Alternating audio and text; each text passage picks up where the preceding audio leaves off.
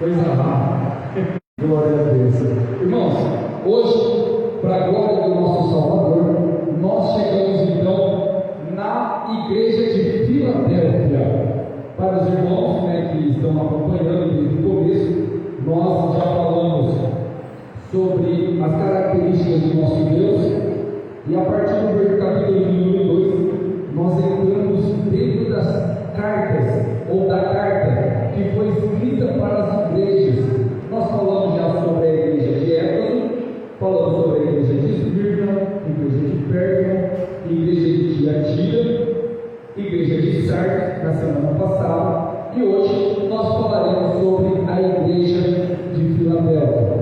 A igreja de Filadélfia, ela, entre todas as cartas, ou de todas as igrejas, ela é a mais conhecida, pelo menos aqui em Monte Alto, é a igreja que fala-se uma igreja lá do Apocalipse, a primeira que vem, Filadélfia, Só que ela, infelizmente, é uma das igrejas menos compreendidas, porque nós lemos a carta de Filadélfia e nós interpretamos ela à nossa vontade, e às vezes nós perdemos a verdadeira essência do Espírito para aquela igreja. A cidade de Filadélfia, entre as 7, é a cidade mais nova, Ela foi fundada por Atos II, e ela recebeu esse nome de Filadélfia porque existia algo carinhoso na construção dessa cidade. Os irmãos sabem o que significa a palavra Filadélfia? Que as nossas irmãs são Filadélfia, Sabe o que significa? A palavra Filadélfia significa amor de irmão. É o que significa Filadélfia, Amor de irmão. Por quê? Porque quando Atos II foi construir essa cidade, ele amava de tal maneira o seu irmão que deu essa cidade para o seu irmão, e por consequência colocou o nome dela de Filadélfia. Ela, entre todas, é a cidade mais nova, foi em torno de 150 anos antes de Cristo. Só que Filadélfia, ela foi construída em um ponto estratégico, um ponto de entrada e saída. Também o seu nome foi como uma Porta do Oriente. Ela também era conhecida naquela época como Porta do Oriente, porque ela ficava de frente com o Oriente. Quem vinha para a Cesareia, quem vinha para aqueles lados ali, passava por Filadélfia. Filadélfia não era uma cidade pobre, não era uma cidade pobre, era uma cidade até então afortunada, uma cidade não tinha grandes políticos, mas era uma cidade conhecida também como uma mini ou uma segunda Atenas.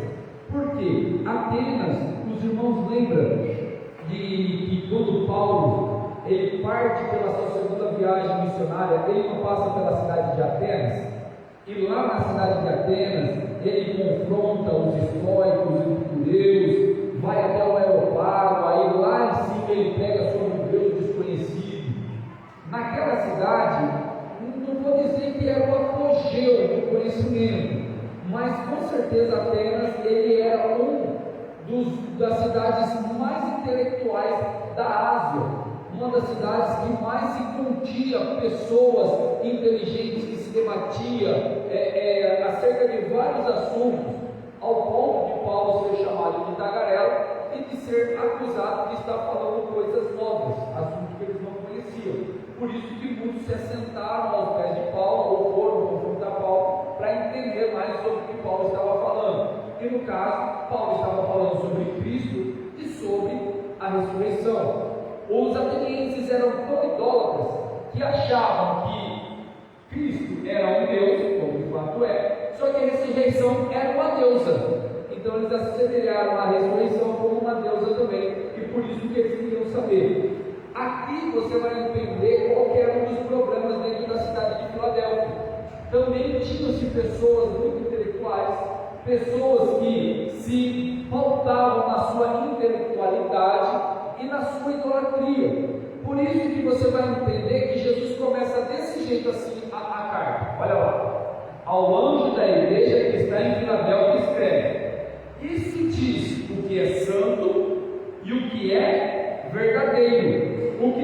chave de Davi que abre e ninguém fecha, e que fecha e ninguém abre. Opa, espera lá.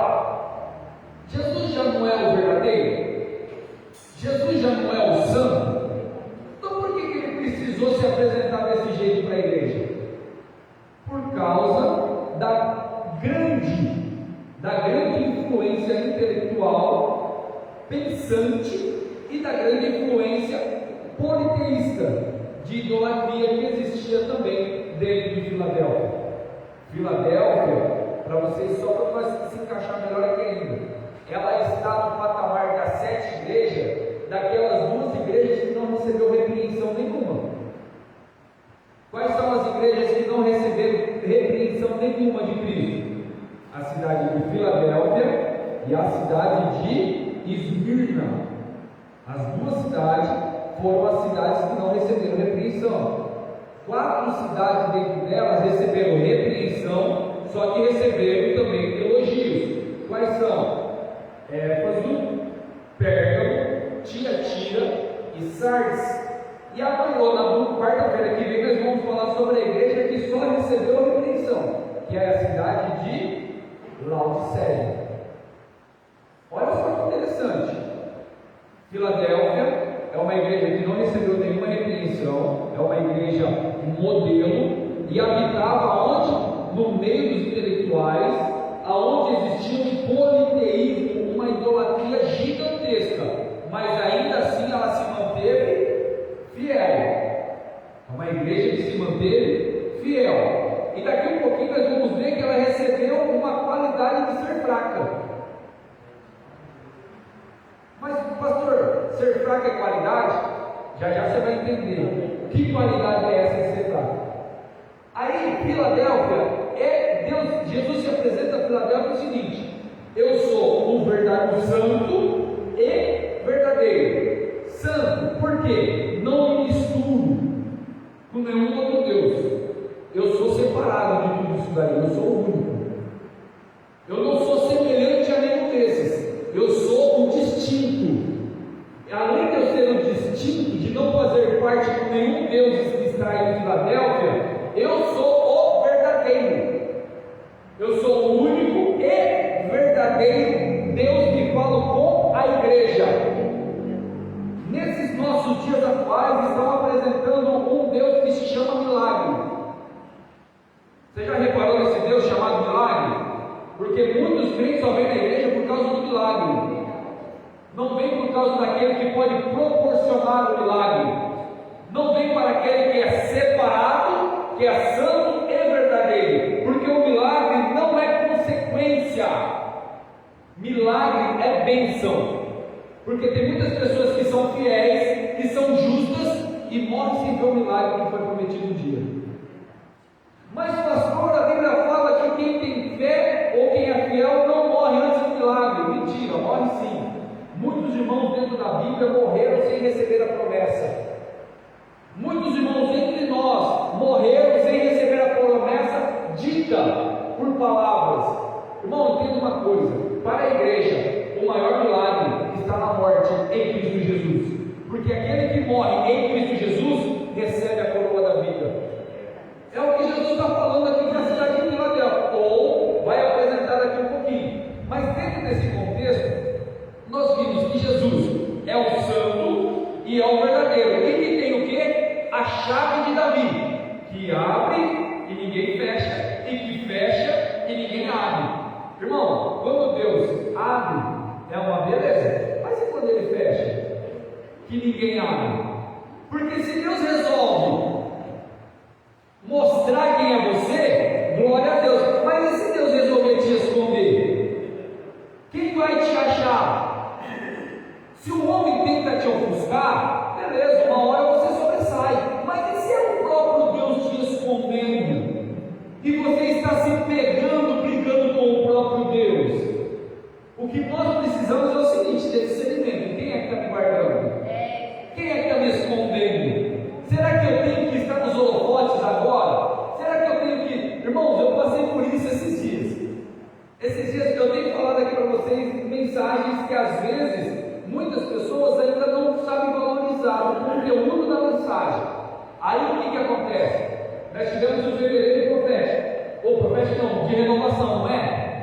Os pastores que vieram, irmãos, não foram um, nem dois, e nem, praticamente foram todos. Todos os pastores que pregaram na sede, eles recitaram o que estava sendo pregado aqui dentro do Jardim Canaã. Todos eles, todos, eu ficava assim, Senhor, por quê? Eu estou falando aqui, estou falando lá.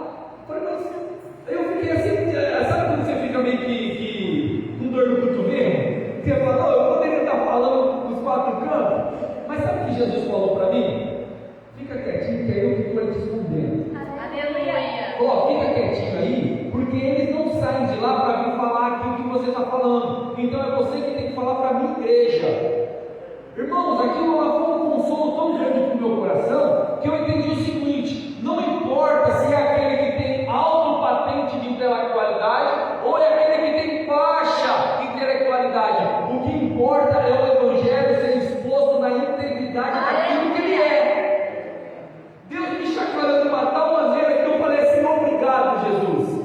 Obrigado, porque, irmãos, acredita, isso me serviu de um consolo tão grande, que eu entendi o seguinte: eu não preciso sair da cidade para falar para as... Não, eu tenho a congregação para falar, e eu vou continuar falando aquilo que eu gastei. Eu tenho meu filho, tenho muitas pessoas de testemunho, eu gasto muito tempo para aprender. Eu mandei a foto para o Arthur. Qual foi você, né, que eu mandei foto? Mandei a foto para o Arthur hoje. Mandei no grupo também.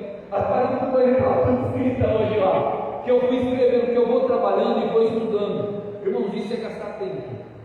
Só que gastar tempo para força física, mas o espiritual é ganhar a eternidade. Aleluia. Trazer aqui para vocês, para mim, me tornou um privilégio, um doce privilégio, ao qual o Senhor me proporcionou uma oportunidade que Ele abriu a porta, porque é Ele que tem a chave. E se Ele abrir a porta, irmão, não tem quem segura. Então, você vai entender daqui um pouquinho que nós vamos chegar, que porta simboliza isso, oportunidade. Só que o que me faltou aqui foi a questão da chave de Davi. Por que eu tenho a chave de Davi?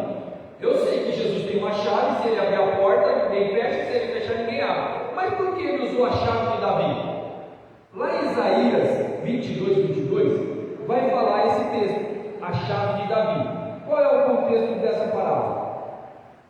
Na verdade não é uma parábola, é um fato. Quando um rei ele era levantado como rei de uma nação, ele pegava dentro do palácio, ele mandava trocar todas as fechaduras das portas. Todas as fechaduras das portas. E quem ficava com uma chave mestra era o rei. Ele tinha acesso a todos os cômodos do palácio. Por isso que Jesus vai falar: eu tenho a chave de Davi. Irmão, quem era o rei de Israel? Davi.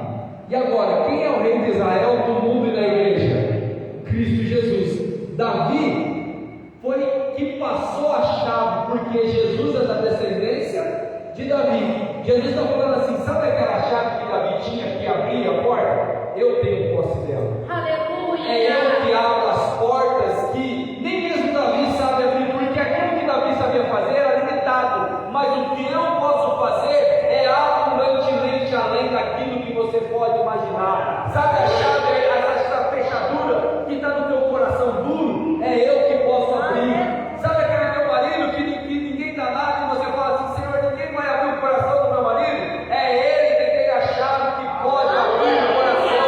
Por isso é o que eu falo: o Evangelho ele não fica preso a um coração duro, porque não existe coração duro que o Evangelho não perfura. Ele vai entre todas as juntas e é apto para discernir qual é a intenção do coração. Jesus está falando aqui: ei, igreja do Monte Alto, descansa, porque eu tenho a chave de Davi. É eu que domino todas as coisas. Chave é possessão, é domínio, é autoridade, é poder ir e vir. Eu sei as tuas obras, verso 8, e que diante de ti pus uma porta aberta, e ninguém pode fechá-la. Tendo pouca força, guardaste a minha palavra negastes o meu nome. Opa, vamos lá. Eu sei as tuas obras. O que Jesus está querendo dizer? Eu sou onisciente. Eu sei o que vocês estão fazendo.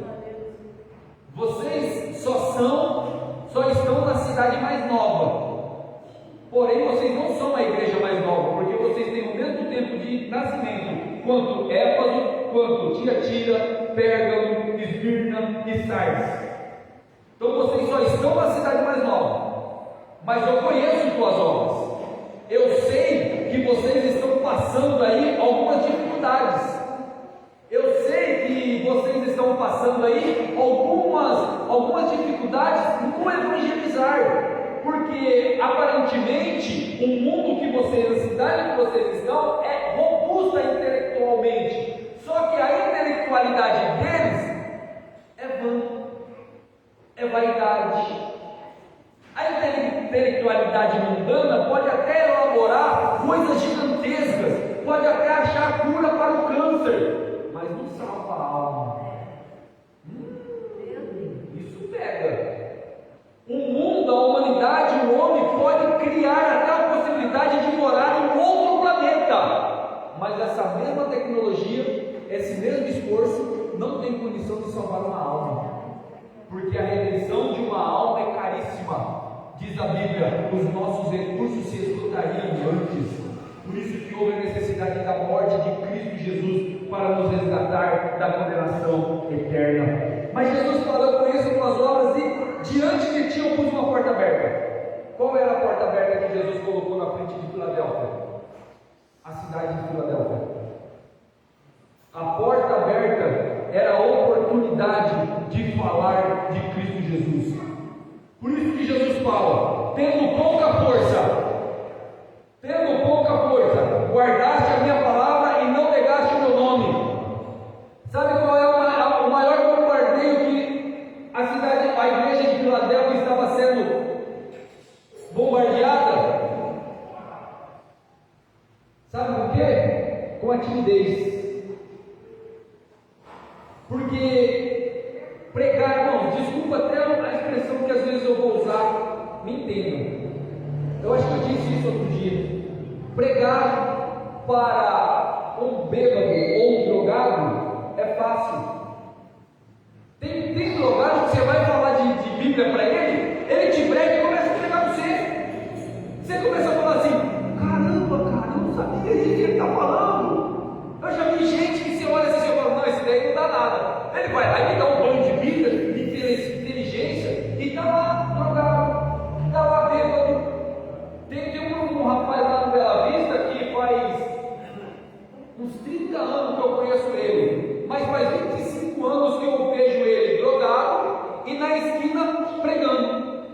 E prega, e fala da ressurreição, e fala da condenação, e vai para a cadeia, e sai da cadeia, volta e está lá pregando de novo. Você vai falar de Jesus para ele chora. Só que não consegue se libertar, não sai daquela miséria. Mas o problema aqui em Filadélfia era a robustez intelectual que a cidade tinha. Paulo, quando ele chegou em Atenas, foi a maior dificuldade para ele, porque pregar para quem não sabe é uma coisa, agora você pregar para quem sabe, ou acha que sabe, ou tem uma faculdade mental secular superior às nossas, é aí que nós temos a dificuldade. Por que você vê que muitos entre nós aqui no diálogo não vai lá na fora falar com um advogado? Não vai no banco falar com o gerente de banco. Quantos gerentes de banco nós temos convertidos dentro de Monte Alto? Quantos médicos nós temos convertidos dentro de Monte Alto? Geralmente, a maioria das igrejas são pessoas de periferia, são pessoas de bairro. Quantas pessoas lá do Jardim Real Paraíso estão vindo dentro da igreja? Faça uma análise. E sabe que ele começa a contar quantas pessoas da alta sociedade que vem. Ah, mas não tem uma prefeita. A prefeita às vezes faz por causa de barganha. Eu vou na igreja porque eu ganho voto. Ou eu estou mentindo? Não, ele está gravando é para ver mesmo. Porque na hora da eleição vem aqui, eu estou aqui. A hora que parou a eleição, subiu os políticos. Cadê eles? E são pessoas intelectualmente até, abre aspas, robustas.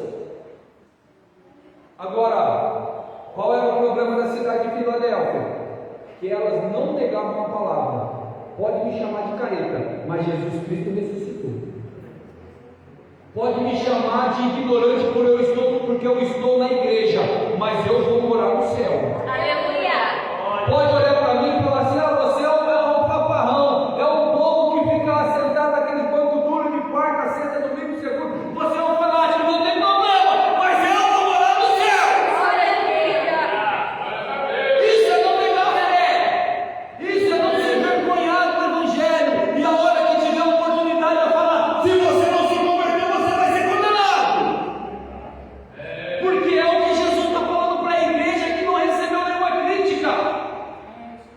A cidade de Esmirna,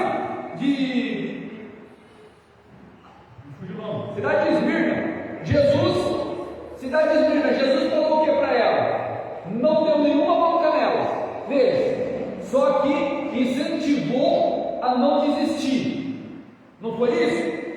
Cidade de Esmirna, vocês vão sofrer uma tribulação, mas guarda para que você não morra em vão, para que você não venha sofrer o dano da segunda morte. Persevera, recebeu ânimo. Agora, a cidade de Filadélfia, Jesus dá um alerta. Não dá ânimo, dá um alerta para ela. Que olha lá: tendo pouca força, guardaste a palavra e não negaste o meu nome. Eis que eu farei os da sinagoga de Satanás, os que dizem judeu e não são, mas mente. Eis que eu farei que venham e adorem prostrando aos teus pés, e saibam que eu te amo. Jesus fala o seguinte: vocês têm pouca força. Por que eu disse que pouca força é uma qualidade? Porque quando eu estou forte, quando eu estou fraco, é aí que eu estou forte. Olha só o perigo. Jesus falou o seguinte no verso 9: tem algumas pessoas falando mal de vocês, estão zombando de vocês. Só que eles são mentirosos, eles não são igreja. Eles são mentirosos, eles não são dos judeus, eles não são de Israel, eles são da sinagoga de Satanás. Sabe aquelas pessoas que ficam no nosso meio, mas não tem a primeira oportunidade para falar mal, para murmurar, para jogar areia, colocar uma raiz de amargura, e às vezes a gente se sente acuado, mas aquele sentimento de sinceridade: ó, eu não estou fazendo mal mesmo, mas estou me caluniando. Jesus está falando o seguinte: calma. Você está se sentindo fraco? Calma, porque é aí que você está forte. Porque não vingue a vós mesmos, mas dê lugar à ira, porque escrito está: minha é a vingança, eu recompensarei, diz o Senhor. Aí vem o problema agora. Olha o alerta de Jesus. Desde que aqui o finalzinho, ó: saiba, e eu farei que venham e adorem, prostrado aos teus pés, e saibam que eu te amo. Qual que é o perigo disso? Deixar subir para a cabeça. Nós sabemos, guarda isso, nós sabemos, porque a Bíblia diz: ai daquele que tocar nos escolhidos de Deus. A Bíblia não diz isso? Diz, não diz? É mentira? De maneira nenhuma. Ai daquele que tocar nos escolhidos de Deus. A Bíblia fala: ai daquele que tocar nos escolhidos de Deus. E agora, qual que é a reação dos escolhidos de Deus? Se alegrar? Não. Os escolhidos de Deus, quando alguém toca nele, a primeira atitude daquele que é escolhido de Deus, sabe o que é? É clamar por misericórdia por aquele que está nos ofendendo. Você quer saber se você é um escolhido de Deus? Vamos ver qual é a sua reação quando alguém te afrontar. Porque quando alguém te afrontar, a primeira coisa que vem ao nosso coração é: eu sou o escolhido de Deus, Deus vai descer um raio e vai rachar a cabeça dele no meio. Irmão, eu já vi isso. Já vi isso. Pessoas que oram para Deus agir com vingança contra o irmão. É um desviado no meio da igreja, tem nome de que vive, mas está morto. Não aprendeu o que é misericórdia. Paulo vai falar o seguinte: não ambicionai coisas altas, mas chorai com os que choram e alegrai com os que se alegram. Se teu inimigo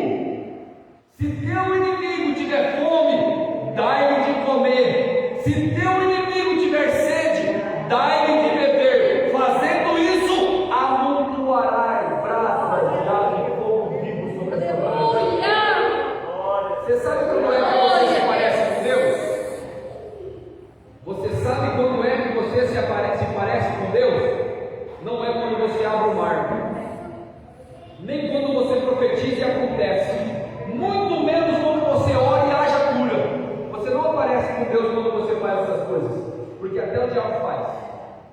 Sabe quando é que nós nos parecemos com Deus? É quando nós perdoamos. Aleluia. É quando nós amamos o nosso próximo e oramos por aqueles que nos perseguem e que nos maltratam. E não deixamos essa verdade imperar dentro do nosso coração. Nós sabemos, temos convicção que isso é verdade, mas nós como igreja, nós temos que orar. Pai, tenha misericórdia, salve aquele miserável. É isso que nós temos que fazer como igreja. Não é ambicionar a queda daquele que nos maltrata, mas é ambicionar a salvação daquela alma, porque fazendo assim, nós parecemos com Deus, e Deus é glorificado através das nossas atitudes. Olha o verso 10. E, é só um detalhe. Sabe quando é que nós conseguimos fazer isso? É quando nós estamos fracos. Porque quando nós estamos fracos, mesmo robusto espiritual, nós mostramos que nós não dependemos de nossas forças. Porque maldito é o homem que confia no homem. Esse homem aqui que Jeremias fala, não é um homem irmão. Maldito o homem que confia no homem, na sua própria força. É aquele que confia na força do seu poder. Foi o que eu falei aqui domingo. Tira a mão, confia naquele que é o seu pastor, porque se Cristo é o teu pastor, ele não te faltará em nenhum momento da sua vida, seja no alto, seja na aflição. Porque Jesus é a nossa força. Porque quando eu estou fraco, é aí que eu estou forte. Como guardaste a palavra da minha paciência, também eu te guardarei na hora da tentação que há de vir sobre todo o mundo, para tentar os que habitam na terra. Opa, espera lá, a tentação virá, a provação virá, mas aquele que tiver em Cristo será poupado. Verá, sentirá o princípio, mas será poupado. Como guardaste a palavra da minha paciência. Guardar, irmão. O guardar eu já expliquei semana passada. O guardar não é você colocar dentro do coração e deixar ela de criar um ovo. Não.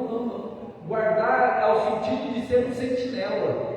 É o sentido de você examinar, espiar, limpar, observar, estar vigilante, estar atento, em constância, porque mente parada, como diz o ditado, é uma oficina de Satanás. Água parada, cria-se lodo. Você acha que tá bom? Você sabe por que nós estamos tendo muita depressão ultimamente? Porque estão errando o alvo. Qual é o alvo da igreja? É Cristo. Como que eu conheço Cristo? Através da palavra. Como que eu repreendo e policio a minha mente? Não é simplesmente pedindo misericórdia. Deixa eu ensinar um segredo aqui para vocês. Isso daqui Deus me deu há 14 anos. Quando eu queria aprender a policiar a minha mente, que eu já não queria mais pecar pela mente, porque eu sei que pela mente a gente peca e a gente pode ser condenado por isso.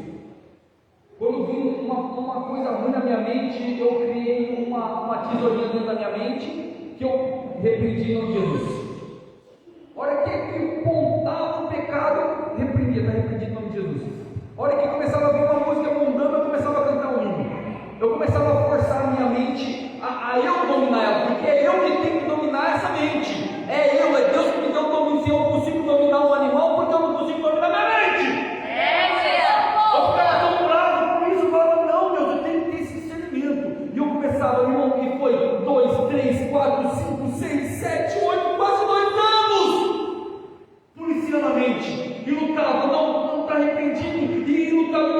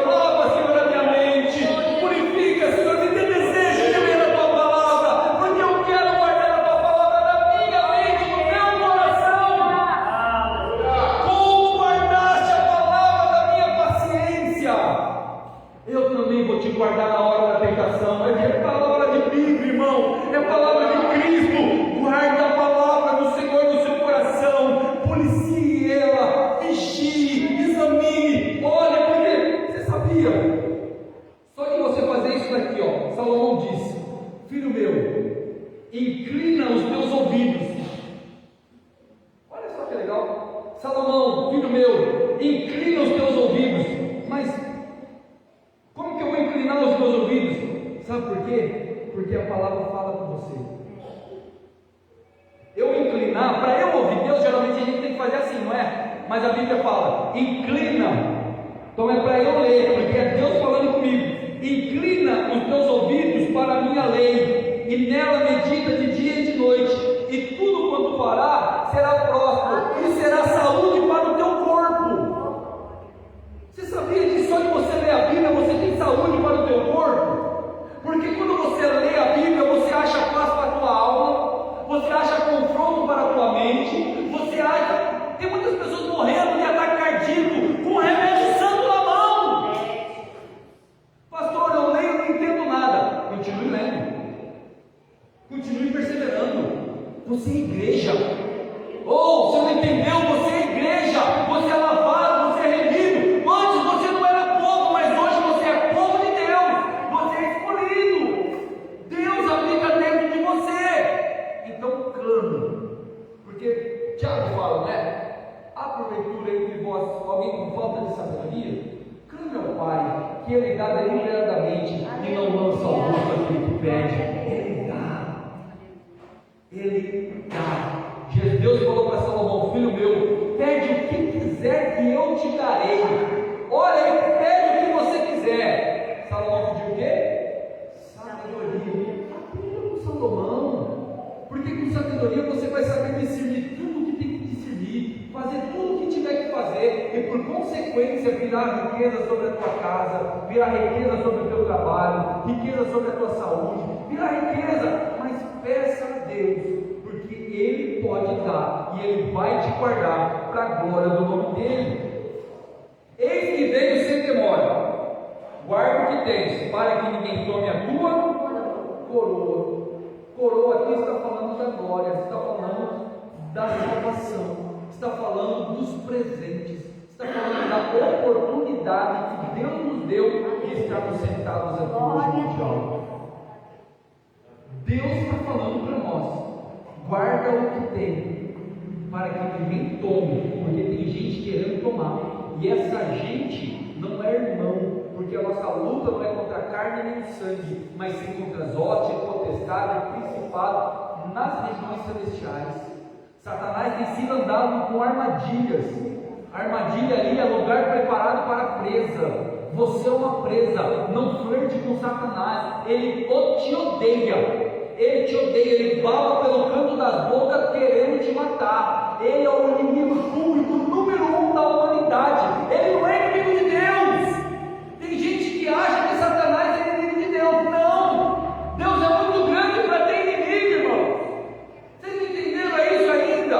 Deus é muito grande para ter inimigo. Deus manda, Ele faz. Deus fala não faz, Ele não faz. Satanás é um subordinado, é como se fosse um cachorrinho nas mãos de Deus. Ele faz aquilo que Deus quer e acabou. Mas contra a humanidade lhe foi dada autoridade para catar aqueles que derem brecha. Porque o mundo jaz no maligno. O mundo já está condenado, mas a Bíblia diz que aqueles que são de Cristo, o maligno não lhe toca. Quantos é de Cristo aqui nesse Glória mundo? a Deus. Glória a Deus. Quem vencer, eu farei coluna no templo do meu Deus, e dele nunca sairá, e escreverei sobre ele o nome do meu Deus, e o nome da cidade do meu Deus, a nova Jerusalém, que desce do céu, do meu Deus, e também o meu nome, o meu novo nome. A cidade de Filadélfia, como eu disse, era uma cidade muito estratégica, só que ela tinha uma vulnerabilidade. Era na questão da geografia dela. Ali era um lugar que se dava muito terremoto. E pouco depois, se não me falha a memória, não lembro se foi 14 ou se foi 54, não lembro a data. Houve um terremoto muito devastador em toda aquela região e destruiu a cidade de Filadélfia. A cidade de Filadélfia foi dizimada por causa de um terremoto que devastou aquele lugar. E naquela época era normal as pessoas que eram reconhecidas na cidade, tanto intelectual quanto financeiramente, escreverem. Não sei se vocês já viram aquelas colunas romanas que tem alguns escritos. Já chegaram a ver já? Aquelas colunas romanas com escritos nela? Geralmente se tinha um nome. E na cidade de Filadélfia, as pessoas que eram mais robustas financeiramente, intelectualmente, elas se levantavam algumas colunas e colocavam o seu nome naquela coluna para homenagear as pessoas. Sabe essa ideia da calçada da fama lá nos Estados Unidos? Não é nova, isso daí já é antigo já. Só que no caso aqui, era escrito nas colunas. Só que quando veio aquele terremoto, o que aconteceu? Derrubou aquelas colunas. Olha o contraste que Jesus está falando, fazendo aqui com a cidade, que coisa mais maravilhosa. Jesus está falando para os da cidade de Filadélfia: calma, calma. Vocês viram todo esse terremoto que Deus derrubou aquela coluna?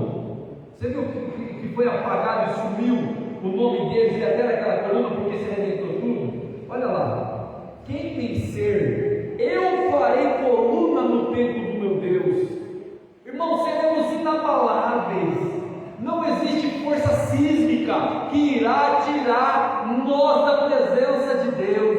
Aquele que vencer, nenhum terremoto geológico vai tirar Cristo da nossa vida. Seremos perpetuamente firmados em Cristo Jesus. Aqui essa terra, como eu digo, 10, 20, 30, 50, 100 anos, é pouco comparado à eternidade que nós teremos com Cristo Jesus.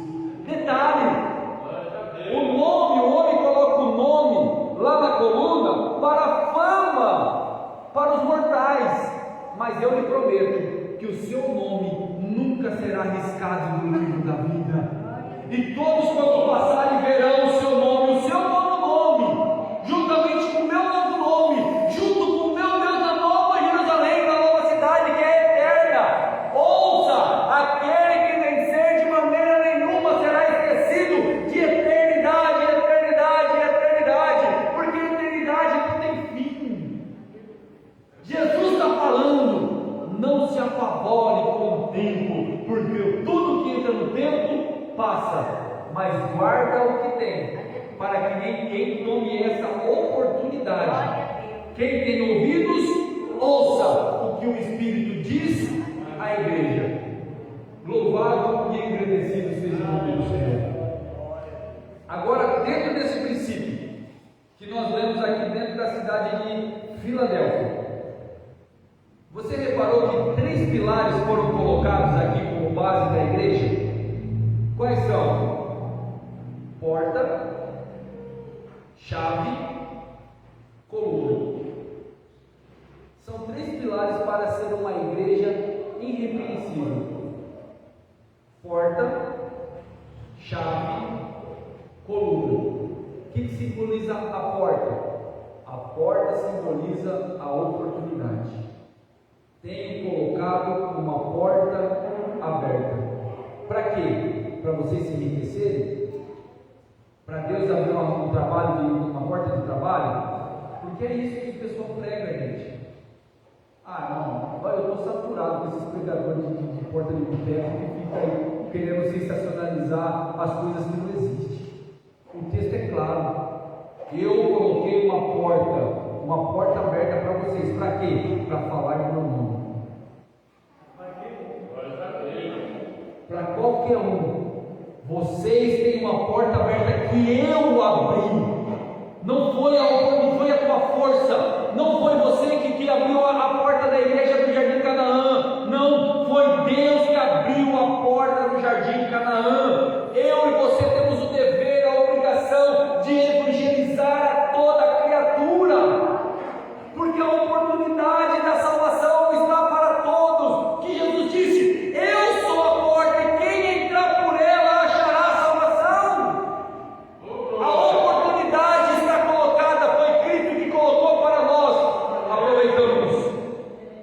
Eu tenho colocado uma oportunidade para quê? Para abrir congregações. Você tem desejo? Vá, corra, coloca no teu coração, culto nos lares, visita, não espere por mim, porque nós temos uma enlouquecedora mania, como que está gravando, que tem gente que acha que quem tem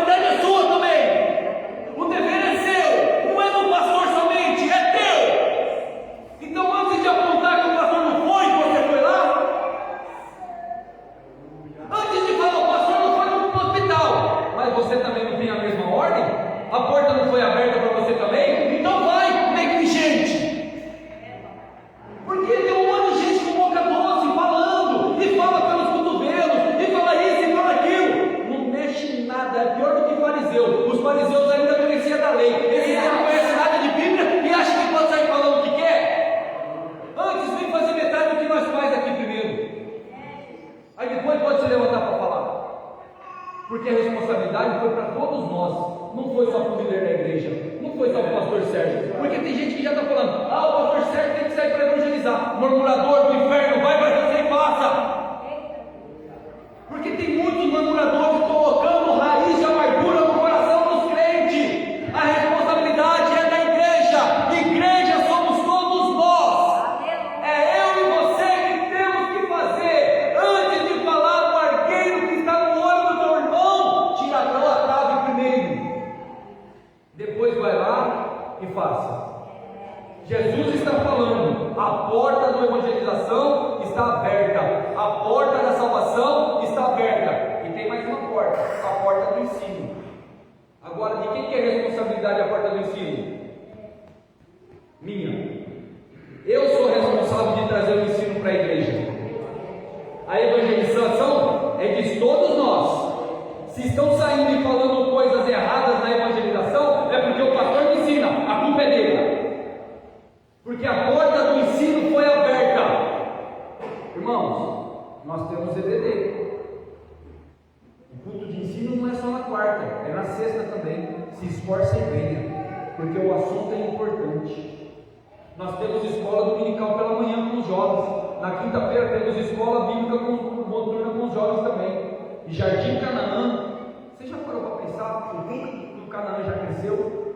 O quão robusto está, tanto de pessoas, quanto de intelectualidade, quanto de espírito. Pessoas que não ficam varrendo aí não, que não ficam voando não, são pessoas que estão firmadas no Evangelho. Sabe por quê? Porque aqui tem Bíblia, tem ensinamento, e eu não falo aquilo que é meu, porque tem gente que fala assim: o pastor Léo não tinha que ter falado aquilo. Não, estou pouco me lixando com a tua ideia. Se eu estou falando de Cristo, é Cristo, vai lá com ele. É com Cristo. Me apontem, eu dou liberdade, aqui mesmo, qualquer horário, eu dou liberdade. Quem uma vez se viu eu falando algo meu pessoal sobre o culto? Quando eu falo da viagem que eu fui para Portugal, não leva nem 30 segundos, eu já encerro o assunto. Porque os meus testemunhos, as minhas falácias, não traz salvação para você, mas a verdade e o Evangelho de Cristo, isso traz. Então o dever meu é de ensinar a igreja, esse dever é meu. E o pastor que não faz isso, cai no terrível erro de não confiar nas escrituras. Aí tem que ficar fazendo festa daqui, festa dali, publicidade para lá, não sei o que para cá. Irmão, estava chovendo até agora, olha só quantas pessoas nós estamos aqui. Se não tivesse chovido, tinha muito mais gente aqui ainda. Por quê? Está aprendendo sobre a palavra. É o Evangelho, é o Espírito Santo que convence o coração dos homens. Já faz 9 semanas, senhor? 9 semanas que nós estamos dentro do Apocalipse. Irmão, 9 semanas já. Semana que vem nós vamos para a 10ª semana e vamos encerrar as cartas. Na outra semana nós vamos falar sobre o arrebatamento da igreja. E nós vamos entrando a fim dentro da carta do Apocalipse. Porque isso é glorioso. Lembra que eu falei? Carta do Apocalipse. É terrível para ímpios e incrédulos, mas para a igreja é um mundo glorioso. A outra, a chave.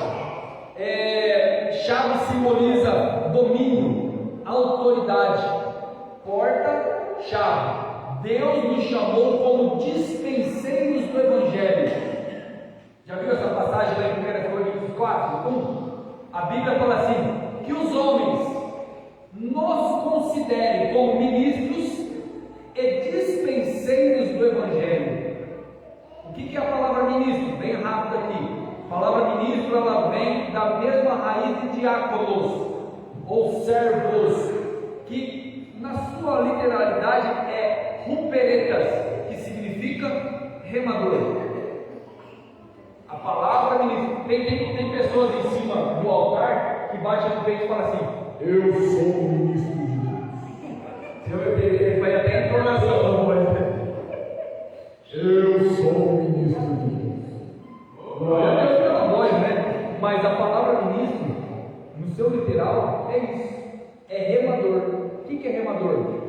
Remador é aquela pessoa, Paulo ele descreve aquela pessoa que está lá no fundo do porão do navio. Você já viu aquele navio grande que é movido, na época era movido a remo? Uma pessoa só não remava aquele navio. Remava. tinha que ser várias pessoas, que os homens nos considerem como remadores. Por quê? Para eu fazer o barco andar, eu tenho que ter no mínimo, sabe o quê? União. Porque se um remar de um jeito, o outro remar do outro, o outro remar do outro, o barco fica girando no lugar ali, fica assim, não sai do lugar, não avança. Mas se nós pegarmos todos juntos no remo, tiver um falando assim, glória, aleluia, louvado a Deus, ditando o ritmo, o que vai acontecer? O barco vai andar. Só que esse que geralmente dá o comando de voz para a igreja andar, não é aquele que está com o leme na mão. Por quê? Ele está debaixo do porão, junto com os remadores, com o remo na mão também, gritando, junto. O que simboliza isso? A igreja com todo o remo na mão, o anjo da igreja, o pastor da igreja, não necessariamente eu, mas o pastor da igreja, como eu já disse, de Monte Alto, o pastor Sérgio, ele é o anjo da igreja, ele vai ditar o ritmo, nós vamos remando junto com ele, fazendo o barco que é a igreja atravessar esse grande mar do mundo, até chegar na outra margem. Mas a pergunta é: quem é que está com o leme na mão? Cristo Jesus. Já viu aquele hino que fala assim: solta o cabo da nau, toma o remo nas mãos e navega com fé em Jesus? Quem está lá em cima com a nau na mão guiando, ou o leme nas mãos, não é o pastor da igreja, não é a igreja, mas é Cristo Jesus. O nosso chamado é para fazer a igreja andar, porque uma porta eu coloquei, eu dei uma chave na mão de vocês com autoridade, e eu te chamei de dispenseiro, porque somente o dispenseiro tem a chave na mão. Você é ministro que faz a igreja andar, é dispenseiro que tem a chave na mão. Dispenseiro, imagine que aqui tem uma dispensa e está com a porta fechada. Eu posso entrar dentro daquela dispensa, pegar o melhor daquela dispensa ou o necessário daquela dispensa e dispensar para aqueles que estão necessitados. Antes precisávamos de sacrifício e rituais para chegarmos até o trono da graça, mas hoje o véu foi rasgado de alto a baixo. Deus nos deu liberdade para entrarmos dentro dessa dispensa, pegar os melhores rudimentos daquele manjar celestial, nos alimentarmos e dispensar para as pessoas que estão necessitadas. Lembra que Pedro falou, quando Jesus falou assim: tu és Pedro, e sobre esta rocha edificarei a minha igreja, e as portas do inferno não prevalecerão sobre a minha igreja. E Cristo deu uma chave na mão de Pedro. Tem gente que acha que Pedro tem a chave da chuva, né? Ô Pedrão, para essa chuva aí. Você já viu já essa? Eu já vi muito isso daí já. Pedro tem aquela chave? Teve. Ele usufruiu daquela chave? Usufruiu. Quando ele usufruiu daquela chave? Quando ele chegou lá em Cornélios. Lembra lá em Atos dos Apóstolos? Ele chegou lá na casa de Cornélios e começou a falar da palavra para o Cornélio, e o Espírito Santo derramou sobre aquela casa. Sabe o que significa essa chave? A chave da oportunidade, de abrir a porta da oportunidade de salvação para aquelas pessoas. Essa chave foi dada a nós também. Eu e você, Cristo nos deu essa oportunidade de termos essa chave na mão, de abrirmos. E quando Cristo abre através das nossas vidas uma porta, não tem inimigo que vai fechar. A hora que você falar do Evangelho, pode vir milhares falar contra aquela vida, mas a palavra que você falou no coração dela perdurará para a glória do Senhor Jesus. E encerrando aqui, coluna. O que é a coluna? É firmeza. A palavra da igreja ou é sim ou é não. Jesus está falando uma coisa. Jesus falou para a igreja de Sardes: avisa aqueles que estão prestes a morrer, porque no meio da igreja existem as pessoas que estão mortas, as pessoas que estão prestes a morrer e as pessoas que estão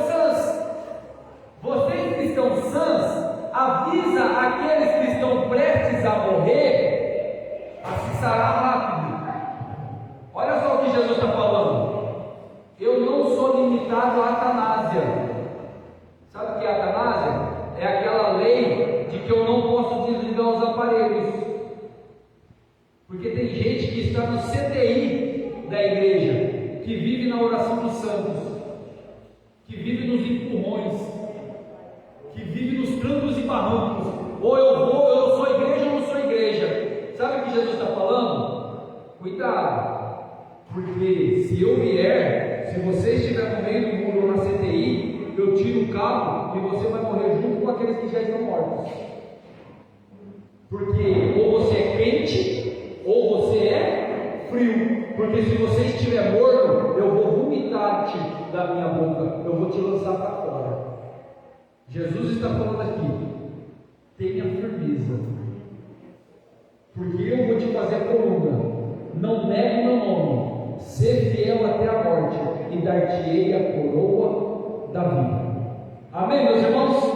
Quem tem ouvidos, ouça o que o Espírito diz às igrejas. Louvado e agradecido seja o nome do Senhor. Encerramos aqui então a carta que foi também direcionada para a igreja de Filadélfia. Semana que vem falaremos sobre a última igreja, a cidade de Laodiceia. Venha, não deixe de vir. Semana que vem nós vamos falar o que significa água quente, o que significa água fria, água morna, o que é polínio, o que é vestes. Vem quarta-feira que vem, que você vai se surpreender com o que Deus falou para essa igreja. E louvado seja Deus que nós não cairemos no mesmo erro que Laodiceia caiu, para a glória do nome do nosso Salvador. Amanhã, escola bíblica com os nossos jovens, oração e ensaio. Na sexta-feira, início de trimestre, pega firme, irmão. Vem também na sexta-feira. A nossa escola bíblica aqui é muito recheada. Vocês acham que de quarta-feira tem conteúdo? É que vocês estão perdendo de sexta. Eu falo muito melhor de sexta-feira do que de quarta ainda. Sexta-feira eu tenho sem microfone na mão, acho que eu falo mais livre. Então flui melhor a mente. Então na sexta-feira nós temos um diálogo melhor, tem uma participação melhor. Vamos encher a casa, não que a frequência seja ruim. Nós temos em torno de 17, chegou quase 30 pessoas, né, pastor? Aqui na escola bíblica. Isso daqui, Monte Alto, nem 7 tem. Então vem aqui na sexta-feira, vem aprender. 40 pessoas, então é uma bênção. Vem, pega firme, nós vamos iniciar então o trimestre. Vamos falar sobre relacionamento dentro da família. É um trimestre muito bom para a família, para a sua mente. Ah, pastor, mas eu sou jovem. Tem problema não, escola bíblica é para todos. A gente fala numa linguagem ampla, para todos os ouvidos. Ah, meu filho, a minha filha, não tem problema. Agora a gente já tem uma salinha que consegue deixar eles brincarem ali dentro também. E nós vamos participando juntos. No sábado pela manhã, estaremos aqui pegando mais um talento dentro da nossa construção e preparando para a noite, porque noite nós teremos um Connect. Chegue cedo, porque pelo jeito não vai ter lugar, vai faltar lugar, vou ter que colocar cadeiras aqui, dar um jeito, e nós vamos fazer aí uma grande festa. E no domingo pela manhã, oração junto com o pastor Vinícius, ensaio com os pré-adolescentes, e à noite um glorioso culto com as nossas irmãs do ciclo de oração. Sendo assim, feito, vamos nos colocar em pé, vamos então fazer mais uma oração. Pedimos a Deus aqui para que Ele possa nos levar em paz, debaixo da sua graça. Irmã Mia, venha aqui orar a Deus, pedir para que Deus nos leve em paz, debaixo da proteção.